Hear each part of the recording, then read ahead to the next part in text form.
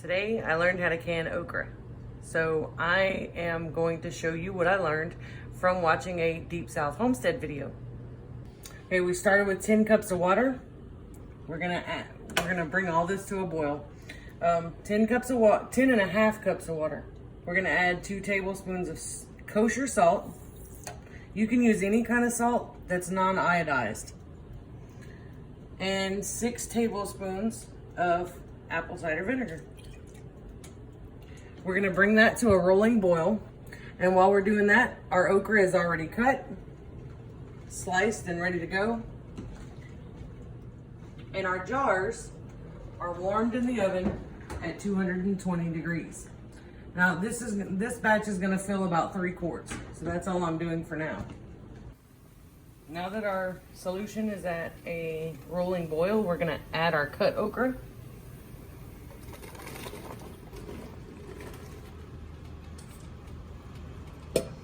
We're gonna bring it back up to a boil because it's gonna lose its boil a little bit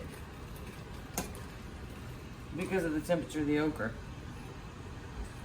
But we're gonna blanch this for 8 minutes. So once it comes back up to a boil, then we're gonna start our timer for 8 minutes.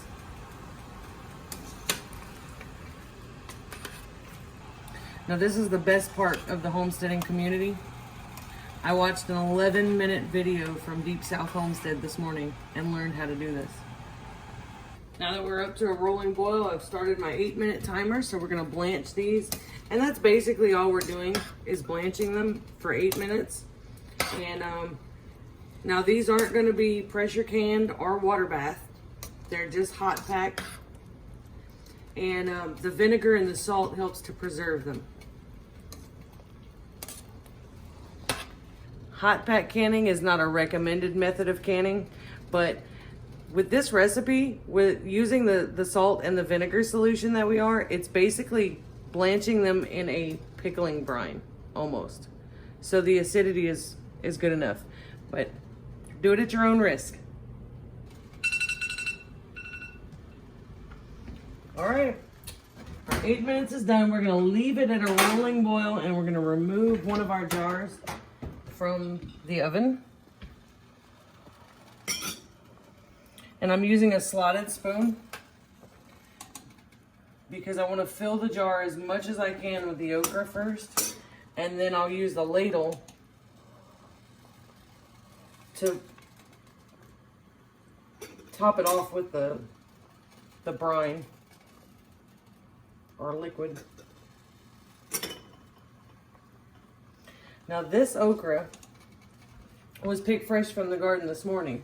I've heard that you can do this same process with frozen okra, but I haven't tried it yet. This is my first time doing this. Was today. I made a batch this morning and it turned out really well, so I went ahead and wanted to do a second batch.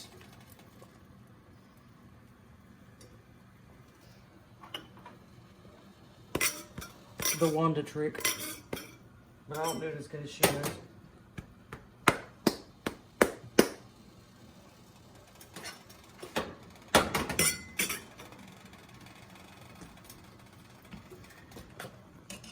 Once you're ready to use the okra, you're going to drain the liquid off and roll it in breading, however you choose to season it. And then you can actually fry this okra in oil.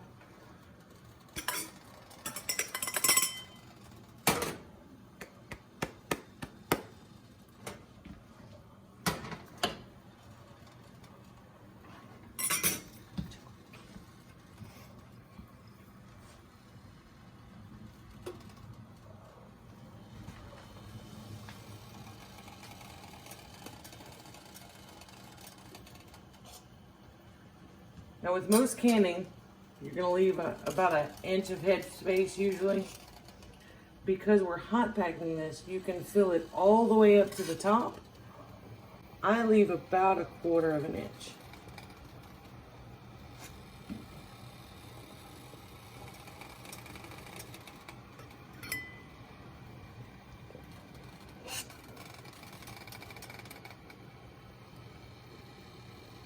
About like so. Now these lids have already been cleaned. We're gonna wipe the top of the rim using a vinegar sprayed paper towel.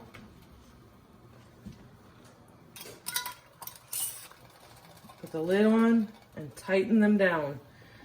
We're not hand tightening because we're not pressure canning these, and then set them off to the side to cool.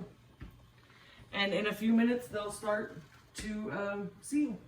You'll hear them pinging. Okay, I started with about a gallon of sliced okra, and it's filled pretty close to 3-quart jars. My 3rd quart was a little on the light side, but that's okay. I prefer to cut my okra and slice it about a 1/2 inch thick. That's perfect size for frying for us, but you can cut it any kind of way that you want. Now that we've canned the okra, I'm excited to try it and fry it up and see how it tastes. According to Danny and Wanda, the taste is excellent. We're gonna leave a link to Deep South Homestead in the description below. Be sure to leave them a comment and let them know that Broussard Homestead sent you.